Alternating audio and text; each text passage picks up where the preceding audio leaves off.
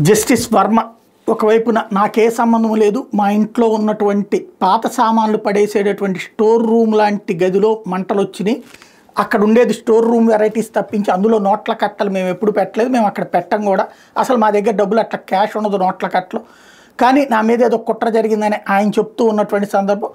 అదే సందర్భంలో జస్టిస్ వర్మకి సంబంధించి ఇప్పుడే త్రిసభ్య కమిటీతో సుప్రీంకోర్టు విచారణ చేపిస్తోంది. జరిగింది ఫోటోలు వీడియోలు అన్నీ కూడా తీసుకొచ్చి ఆన్లైన్లో పెట్టడంతో అందరూ కూడా చూస్తున్నారు, పేపర్లు రాస్తున్నాయి, టీవీలు జరుగుతున్నాయి, చర్చలు జరుగుతున్నాయి. ఇదంతా పక్కన పెడితే ఆయనకు సంబంధించి తొలి ఆరోపణ వచ్చింది సింహబలి షుగర్ మిల్ అట, ఫ్రాడ్ కేసు అట. సింహోలి షుగర్ మిల్ ఫ్రాడ్ కేసులో కోట్ల రూపాయల కుంభకోణం జరిగిందట. ఆ కేసులో నిందితుల్ని వదిలివేయడం జరిగింది.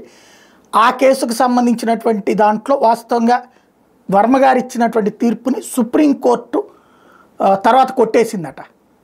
వాస్తవంగా అక్కడ ఆ టైంలో నుంచి ఆయన మీద ఎట్లాంటి ఎలిగేషన్స్ ఉన్నాయి అన్నటువంటిది ఇప్పుడు ఆయన కొట్టేసిన కేసులన్నీ కూడా బయటికి తీస్తారు. వాటిట్లలో ఎంతెంత డబ్బులు వచ్చినాయి అనేటటువంటిది ఇక అంచనాలు వేయటం ప్రారంభించవచ్చు.